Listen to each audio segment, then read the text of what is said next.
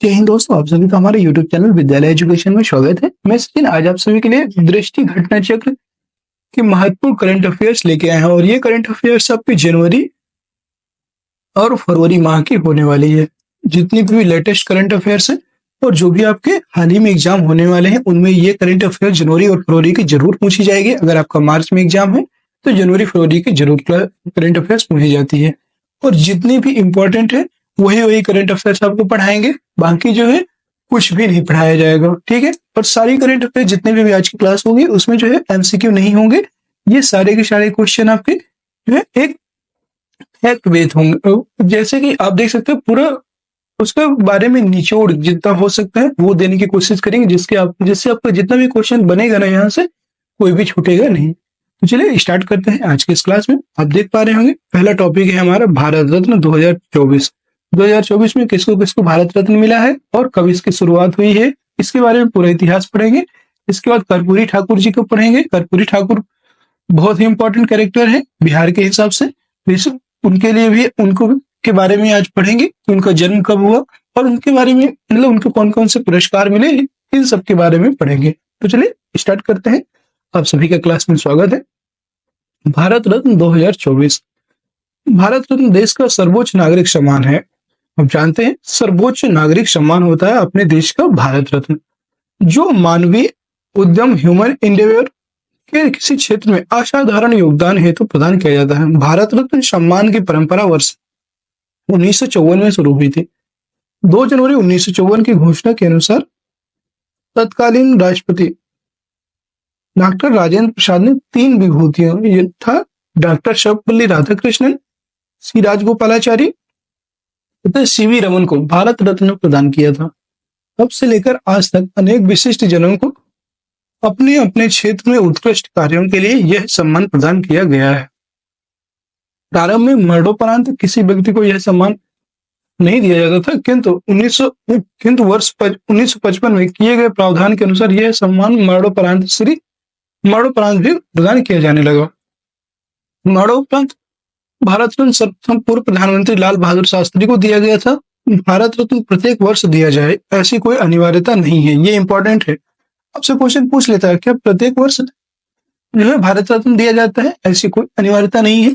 अब तक कुल 53 लोगों को भारत रत्न से सम्मानित किया गया है। याद रखिएगा 2024 तक जो है फरवरी 2024 तक अभी तक सिर्फ और सिर्फ 53 लोगों को यह पुरस्कार दिया गया है। इनमें से 48 पुरुष तथा 5 महिलाएं हैं, ये भी आप याद रखिएगा। अब स्मरणीय तथ्य क्या है इसमें, देखिए अब हमारा भारत रत्न कंप्लीट हो गया। इसके बाद हम पढ़ेंगे जो कर्पूरी ठाकुर को भारत रत्न मिला है, इसलिए भी इंपॉर्टेंट हो जाता है। इसमें कौन कौन से व्यक्तियों को मिला है भी आपसे बताना है। कर्पूरी ठाकुर को भारत रत्न 23 जनवरी 2024 को राष्ट्रपति सचिवालय द्वारा विज्ञप्ति के अनुसार कर्पूरी ठाकुर को मरणोपरांत भारत रत्न से सम्मानित करने की घोषणा की गई है, ठीक है। और यह घोषणा उनकी 100वीं जयंती की पूर्व संध्या पर की गई है। और ये भारत रत्न सम्मान के 49वें प्राप्तकर्ता थे। कौन से नंबर के हैं? 49वें नंबर के प्राप्तकर्ता हैं। कर्पूरी ठाकुर एक प्रसिद्ध स्वतंत्रता सेनानी, राजनीतिज्ञ एवं शिक्षक थे। ये बहुत इंपॉर्टेंट है। स्वतंत्रता सेनानी, राजनीतिज्ञ और शिक्षक थे। ये 49वें क्रम के थे प्राप्तकर्ता में। 100वीं जयंती पर की पूर्व संध्या पर इनको जो है यह घोषणा की गई थी, याद रखिएगा। ये जननायक थे, पीपल्स हीरो के नाम से भी लोकप्रिय थे, जननायक। अगला है इन्होंने 2 बार बिहार के मुख्यमंत्री के रूप में भी कार्य किया था। अब कर्पूरी ठाकुर को भारत रत्न मिला है तो इससे जो है बहुत सारे क्वेश्चन भी बनते हैं। कर्पूरी ठाकुर का संक्षिप्त परिचय जान लीजिए। इनकी जन्मतिथि है 24 जनवरी 1924। जन्म स्थल है पितौंझिया, वर्तमान कर्पूरी ग्राम, समस्तीपुर बिहार में इनका जो है जन्म स्थल है पितौंझिया। याद रखिएगा अगर आपसे पूछ लेता है कि कर्पूरी ठाकुर का जन्म स्थान कहाँ है तो पितौंझिया, वर्तमान जो कर्पूरी ग्राम है, समस्तीपुर बिहार में इनका जन्म हुआ था। और इनकी मृत्यु कब हुई थी? 17 फरवरी 1988। 17 फरवरी 1988 को इनकी मृत्यु हो गई थी। यह 2 बार मुख्यमंत्री भी चुने गए।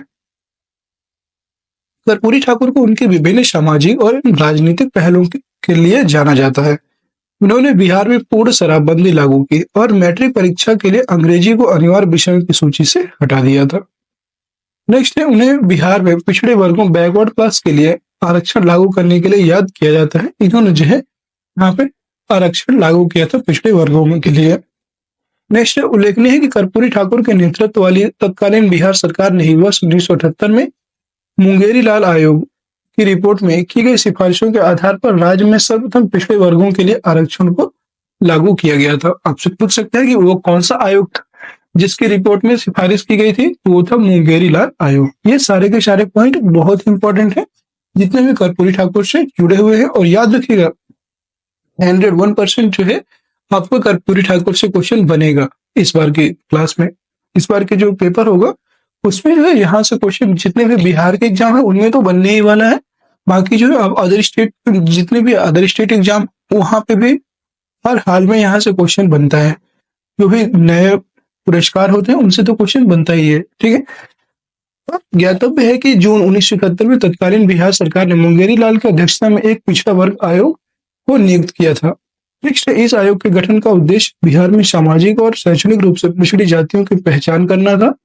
इस आयोग द्वारा फरवरी 1976 में अपनी रिपोर्ट प्रस्तुत की गई। इस आयोग ने बिहार में 128 समुदायों को पिछड़ा वर्ग एवं 94 समुदायों को अति पिछड़ा वर्ग के रूप में वर्गीकृत किया था। नेक्स्ट है, स्पष्ट है कि कर्पूरी ठाकुर ने मंडल आयोग बीपी मंडल की अध्यक्षता में गठित पिछड़ा वर्ग आयोग की सिफारिशों के कार्यान्वयन के लिए एक मंच तैयार करने में महत्वपूर्ण भूमिका निभाई थी। अगला है, ज्ञातव्य है कि मंडल आयोग ने राष्ट्रीय स्तर पर ओबीसी के लिए रोजगार में आरक्षण की भी सिफारिश की थी। तो हम बात करेंगे कर्पूरी ठाकुर की 100वीं जयंती। 24 जनवरी 2024 को कर्पूरी ठाकुर के 100वीं जयंती के अवसर पर बिहार विधानमंडल परिसर में राजकीय समारोह आयोजित किया गया। इस अवसर पर उनकी जीवनी पर आधारित एक लघु फिल्म कर्पूरी ठाकुर गरीबों के मसीहा भी प्रस्तुत की गई। बिहार वाले आप जो है जरूर से जरूर इसके बारे में पढ़ के जाइएगा क्योंकि यहाँ से 100% क्वेश्चन पूछेगा और फिर आप जो है गलत करके आ जाते हैं, इसलिए सारी जानकारी एकदम एग्जैक्ट और करेक्ट रखिएगा। कर्पूरी ठाकुर की 100वीं जयंती के अवसर पर भारत सरकार द्वारा 5 रुपए का एक स्मारक डाक टिकट भी जारी किया। ये वेरी इंपॉर्टेंट है। अभी ये पूछ सकता है कि हाल ही में किस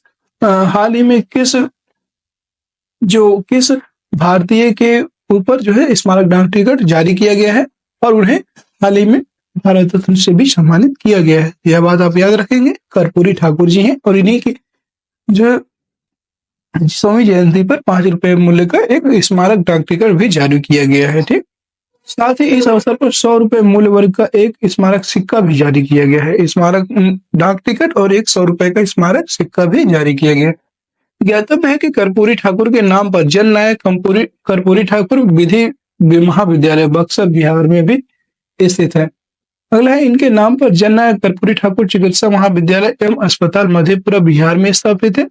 फिर इनके नाम पर ही प्रारंभ की गई जन नायक एक्सप्रेस नामक ट्रेन का संचालन दरभंगा जंक्शन एवं अमृतसर जंक्शन के मध्य होता है। अब यहाँ पे दूसरे नंबर के भारत रत्न प्राप्त करता है लाल कृष्ण आडवाणी। ये 50वें क्रम के होंगे। ठीक है। 3 फरवरी 2024 को राष्ट्रपति सचिवालय द्वारा जारी विज्ञप्ति के अनुसार लाल कृष्ण आडवाणी को भारत रत्न से सम्मानित करने की घोषणा की गई। श्री आडवाणी भारतीय जनता पार्टी के संस्थापक सदस्यों में से एक हैं। वे जून 2002 से मई 2004 तक भारत के उप प्रधानमंत्री रहे। इन्होंने सबसे लंबी अवधि तक भारतीय जनता पार्टी के राष्ट्रीय अध्यक्ष के रूप में कार्य किया है। सितंबर से अक्टूबर 1990 के दौरान श्री आडवाणी के नेतृत्व में एक भारतीय जनता पार्टी द्वारा सोमनाथ से अयोध्या तक राम रथ यात्रा का आयोजन किया गया था। उल्लेखनीय है कि इस यात्रा का उद्देश्य अयोध्या में राम मंदिर के निर्माण पक्ष में जनमत जुटाना था।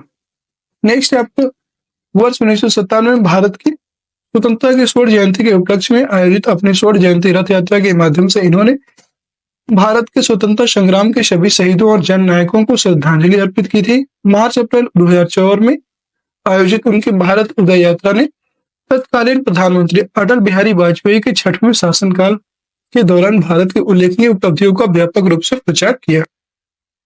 अप्रैल मई 2006 के दौरान भारतीय जनता पार्टी द्वारा श्री आडवाणी के नेतृत्व में द्वारका गुजरात से दिल्ली तक भारत सुरक्षा यात्रा संचालित की गई थी। अगला है चौधरी चरण सिंह को भारत रत्न प्रदान किया गया। देखिए, कर्पूरी ठाकुर, लालकृष्ण आडवाणी जी और चौधरी चरण सिंह तीसरे नंबर के हैं। चौधरी चरण सिंह इनका क्रम होगा 51। ठीक है। 9 फरवरी 2024 को राष्ट्रपति सचिवालय द्वारा जारी प्रेस विज्ञप्ति के अनुसार चौधरी चरण सिंह को मरणोपरांत भारत रत्न से सम्मानित किए जाने की घोषणा की गई। ये 28 जुलाई 1979 से 14 जनवरी 1980 तक भारत के प्रधानमंत्री रहे। ठीक है। इन्होंने 2 बार उत्तर प्रदेश के मुख्यमंत्री पद को सुशोभित किया था। तब मुख्यमंत्री के पद पर 2 बार ये आसीन हुए। इन्होंने भारतीय लोकदल नामक पार्टी की स्थापना की और वे उत्तर प्रदेश के भूमि सुधारों लैंड रिफॉर्म में मुख्य वास्तुकार के रूप में थे। इनके द्वारा लिखित पुस्तकें निम्नवत हैं और ये सबसे इम्पोर्टेंट जो है हो जाता है, क्योंकि ऐसे व्यक्ति जिनको जो है भारत रत्न दिया गया है तो उनकी पुस्तकें और भी ज्यादा इंपॉर्टेंट हो जाती हैं। चौधरी चरण सिंह के द्वारा लिखी गई पुस्तकें India economy policy, the Gandhian blueprint, ठीक है, और in economic nightmare of India, it's a cause and cure, ये जो है 2 इनकी प्रमुख पुस्तकें हैं। नई दिल्ली स्थित इनके समाधि स्थल का नाम है किसान घाट। ठीक है। राजघाट किसके समाधि स्थल का नाम है, इसका जो है आंसर कमेंट बॉक्स में कमेंट कीजिएगा। ठीक है। राजघाट किस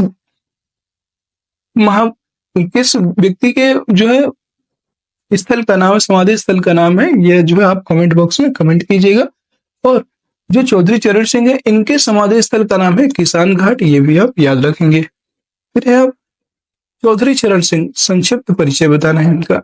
तो जन्म तिथि 23 दिसंबर 1902 को इनका जो है जन्म हुआ था।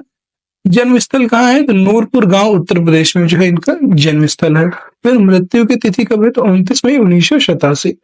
29 मई 1987 को जो है इनकी मृत्यु हो गई थी। अब अगले क्रम के हैं पीवी नरसिम्हा राव। पीवी नरसिम्हा राव को भारत रत्न मिला है।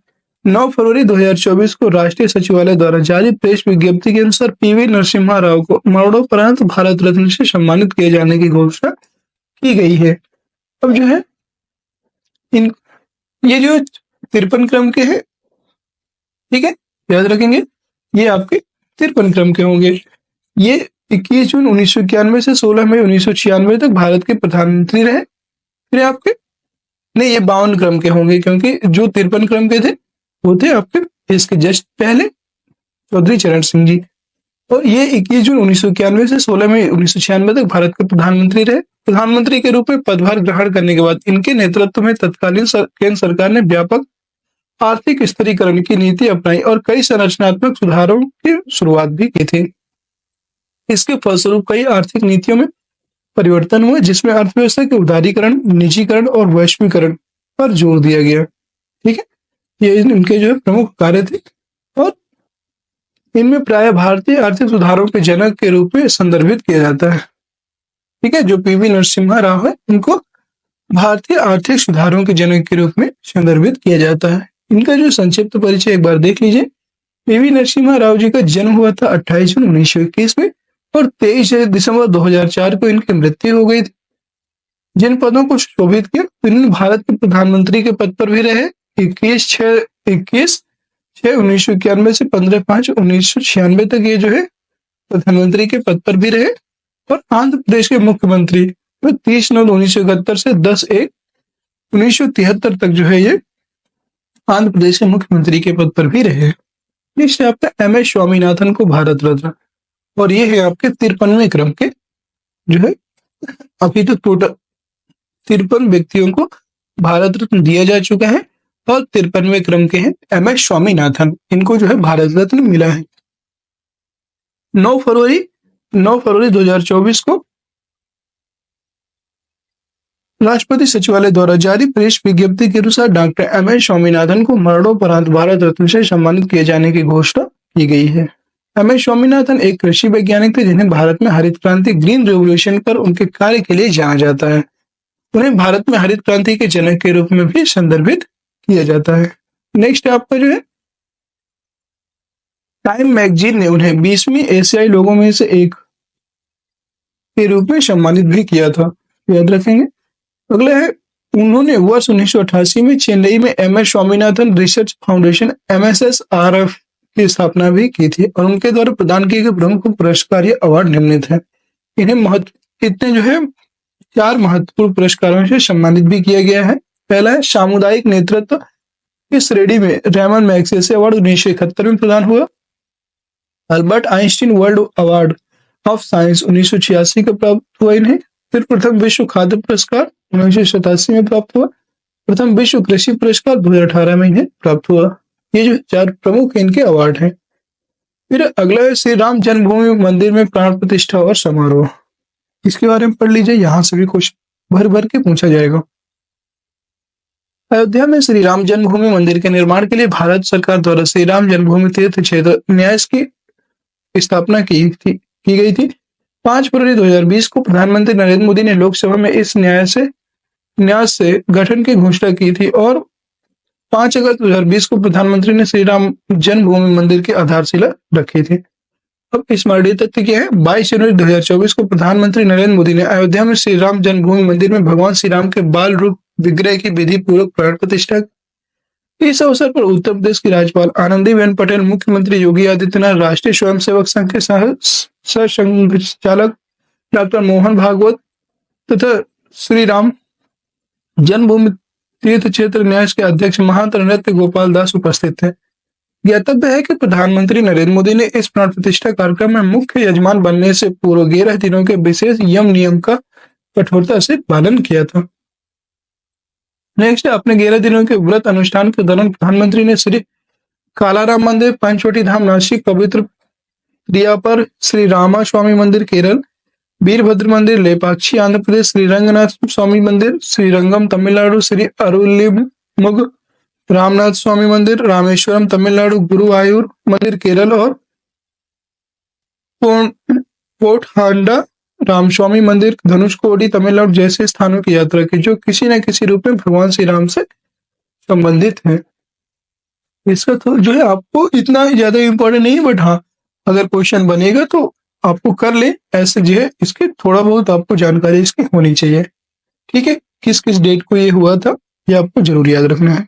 24 जनवरी 2024 को केंद्रीय मंत्रिमंडल ने श्री राम जन्मभूमि मंदिर में श्री रामलला के विग्रह की प्राण प्रतिष्ठा पर एक प्रस्ताव पारित किया। श्री रामलला की प्रतिमा, ये इंपॉर्टेंट है, ये याद रखिएगा। श्री राम जन्मभूमि मंदिर के गर्भगृह में श्री रामलला की प्रतिमा 18 जनवरी 2024 को स्थापित की गई, जबकि इसकी प्राण प्रतिष्ठा 22 जनवरी 2024 को हुई थी। श्री रामलला प्रतिमा के निर्माण में कर्नाटक से लाए गए लगभग 2.5 अरब वर्ष पुराने कृष्णशिला पत्थर काले ग्रेनाइट का प्रयोग किया गया है। नेक्स्ट आपका चर्चित व्यक्ति, और यहाँ पे राष्ट्रीय व्यक्ति कौन कौन से हैं जो चर्चित हैं उनके बारे में देख लीजिए एक बार। पंकज उधास ये जो है प्रसिद्ध भारतीय गजल एवं पार्श्व गायक का निधन है। इनका 26 फरवरी 2024 को हो गया और इनने ये गाना गाया था चिट्ठी आई है फिल्म नाम, जिससे मशहूर गीत गाने वाले पंकज उधास को 2006 में पद्मश्री से सम्मानित किया गया। आपने सुना होगा चिट्ठी आई है, ये जो है गाना इन्हीं के द्वारा गाया गया था। नेक्स्ट आपका रंजीत कुमार अग्रवाल। रंजीत कुमार अग्रवाल की बात करेंगे तो ये भारतीय चार्टर्ड अकाउंटेंट संस्थान की परिषद द्वारा वर्ष 2024-25 के लिए संस्थान के अध्यक्ष के रूप में नियुक्त किया गया है इन्हें, और चरणजीत सिंह नंदा को उपाध्यक्ष नियुक्त किया गया है, याद रखेंगे। नेक्स्ट है चंपई सोरेन, ये भी इंपॉर्टेंट है, हाल ही में इनकी नियुक्ति हुई है। झारखंड मुक्ति मोर्चा के वरिष्ठ नेता है और झारखंड के मुख्यमंत्री के रूप में शपथ ग्रहण किया था 2 फरवरी 2024 को। इन्होंने अभी हाल ही में झारखंड के मुख्यमंत्री के रूप में शपथ ग्रहण किया। नेक्स्ट आपका डॉक्टर नित्यानंद आनंद। डॉक्टर नित्य आनंद भारत के प्रसिद्ध मेडिसिनल केमिस्ट का निधन हुआ था और 27 जनवरी 2024 को। इन्होंने ही पहली मौखिक गर्भ निरोधक गोली सहेली विकसित की थी, ये इंपॉर्टेंट है। पहली मौखिक जो है गर्भ निरोधक जो गोली है सहेली, इसको विकसित करने वाले थे डॉक्टर नित्यानंद। फिर नेक्स्ट आपके डॉक्टर प्रभा अन्ने। डॉक्टर प्रभा अन्ने की बात करेंगे तो इनका जो है प्रसिद्ध शास्त्रीय गायिका है जिनका हाल ही में निधन हो गया है 13 जनवरी 2024 को, और वह शास्त्रीय संगीत के किराना घराने से संबंधित थे। एसएससी वगैरह में ये क्वेश्चन डायरेक्ट पूछ लेता है कि जो है ये कौन से घराने से संबंधित है। ठीक है, ये आपको याद रखना है। ये जो है किराना घराने से है, ये आप याद रखिएगा। अब एक है मुनव्वर राणा, अगले हैं आपके मुनव्वर राणा, प्रसिद्ध उर्दू शायर का निधन। ये जो है प्रसिद्ध उर्दू शायर थे और इनका जो निधन है 14 जनवरी 2024 को हो गया है। वर्ष 2014 में उन्हें उनकी कविता शाह दावा के लिए साहित्य अकादमी पुरस्कार से सम्मानित किया गया था, जिसे उन्हें एक वर्ष पश्चात वापस कर दिया था। इन्होंने जो है एक वर्ष बाद जो है वापस भी कर दिया था। शाह दावा के लिए उन्हें साहित्य अकादमी पुरस्कार मिला था, लेकिन बाद में उन्हें वापस कर दिया। अगले हैं उस्ताद राशिद खान। उस्ताद राशिद खान की बात करेंगे तो ये प्रसिद्ध शास्त्रीय गायक थे और उनका निधन 9 जनवरी 2024 को हो गया था। वह रामपुर सहसवान घराने से संबंधित है। अगले है नीना सिंह। नीना सिंह की बात करेंगे तो ये केंद्रीय औद्योगिक बल सीआईएसएफ के महानिदेशक का पदभार ग्रहण किया है इन्होंने 29 दिसंबर 2023 को, और वह सीआईएसएफ के महानिदेशक बनने वाली पहली आईपीएस अधिकारी हैं। ये बहुत इंपॉर्टेंट है, पहली महिला आईपीएस अधिकारी जो सीआईएसएफ के पद पर महानिदेशक के रूप में नियुक्त हुई हैं, उनका नाम है नीना सिंह।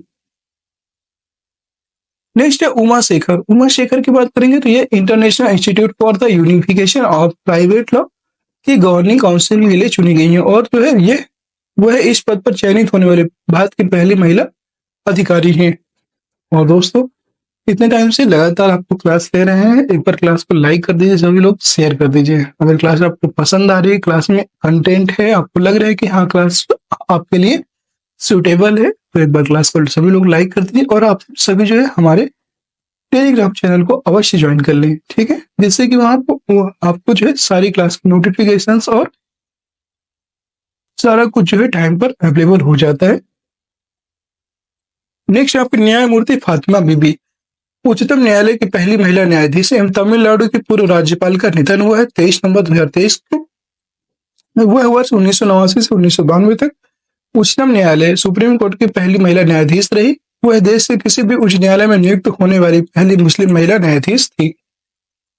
अगला है उच्चतम न्यायालय के 3 नए न्यायाधीश, न्यायमूर्ति सतीश चंद्र शर्मा, न्यायमूर्ति अगस्टिस जॉर्ज मसीह तथा न्यायमूर्ति संदीप मेहता ने शपथ ग्रहण किया 9 नवंबर 2023 को। न्यायमूर्ति पीबी वराले उच्चतम न्यायालय के नए न्यायाधीश के रूप में शपथ ग्रहण किया है 25 जनवरी 2024 को। नेक्स्ट है हीरालाल सामरिया। ये इंपॉर्टेंट है। हीरालाल सामरिया जो है ये केंद्रीय सूचना आयोग के नए मुख्य सूचना आयुक्त के रूप में इन्होंने 6 नवंबर 2023 को शपथ ग्रहण किया है। हीरालाल सामरिया, ये आप याद रखेंगे, मुख्य सूचना आयुक्त ये बने हैं। वह इस पद पर पहुंचने वाले अनुसूचित जनजाति के पहले व्यक्ति हैं। अनुसूचित जनजाति शेड्यूल ट्राइब के जो है पहले व्यक्ति हैं, ये आप याद रखेंगे। अगला है doctor M S Swaminathan. Doctor M S Swaminathan की बात करेंगे। प्रसिद्ध कृषि वैज्ञानिक भारत में हरित क्रांति के जनक का निधन हुआ था। ठीक है, 28 सितंबर 2023 को इनको अभी हाल ही में भारत रत्न दिया गया, बताया आपको। वह वर्ष 1972 से 1979 तक भारतीय कृषि अनुसंधान परिषद ICAR के महानिदेशक तथा वर्ष 1982 से 88 तक फिलीपीन स्थित अंतरराष्ट्रीय चावल अनुसंधान IRRI के महानिदेशक भी रहे। उन्हें फरवरी 2024 में मरणोपरांत भारत रत्न से सम्मानित किए जाने की भी घोषणा की गई है। नेक्स्ट आपका जया वर्मा सिन्हा। जया वर्मा सिन्हा की बात करेंगे तो यह रेलवे बोर्ड के अध्यक्ष और मुख्य कार्यकारी अधिकारी CEO के रूप में पदभार ग्रहण किया है और वह इस पद पर पहुंचने वाली पहली महिला है, ये भी आप याद रखेंगे। नेक्स्ट आपको प्रीति अगलायम। प्रीति अगलायम वेरी इंपॉर्टेंट है। ये जो है IIT मद्रास के पहले विदेशी campus IIT Zanzibar campus Tanzania की निदेशक नियुक्त हुई है प्रीति अगलायम, और इस प्रकार वह IIT की पहली महिला निदेशक बनी है, याद रखिएगा। ये IIT की पहली महिला निदेशक बनी है। और आज की क्लास का लास्ट है आपको VVR सुब्रमण्यम, वेरी इंपॉर्टेंट है। ये जो है कई सारे एग्जाम में पूछा गया है, इसलिए आपको याद रखना है। नीति आयोग के मुख्य कार्यकारी अधिकारी CEO का जो पदभार है इन्होंने 25 फरवरी 2023 को जो इन्होंने संभाला था। 1 साल हो गया इनको जो है इस पद पर रहते हुए, लेकिन आज भी ये क्वेश्चन बार बार एग्जाम में पूछा जाता है। कार्यकाल इनका 2 वर्ष का है, याद रखिएगा। अभी ये जो है अगले 25 फरवरी 2025 तक इनका जो है कार्यकाल है, और ये इन्होंने स्थान लिया है परमेश्वरम अय्यर का। ठीक है। नीति आयोग के वर्तमान अध्यक्ष कौन है? तो ये है सुमन बेरी, और इन्होंने जो है सीईओ का पदभार संभाला है, याद रखिएगा। और कैसी लगी आज की क्लास कमेंट बॉक्स में जरूर बताइए। अगर क्लास आप सभी को पसंद आई है तो क्लास को एक बार लाइक कर दीजिए, सभी लोग शेयर कर दीजिए, और चैनल में नए हैं तो चैनल को सब्सक्राइब अवश्य कर लीजिएगा, जिससे कि आगे आने वाली सभी वीडियोज की नोटिफिकेशन आप सभी को मिल जाए। आप सभी जो है हमारे ऑफिशियल टेलीग्राम चैनल जो है विद्यालय एजुकेशन ऑफिशियल सर्च करके ये जो है वीडियो के डिस्क्रिप्शन के लिंक में जा करके वहां से ज्वाइन कर सकते हैं।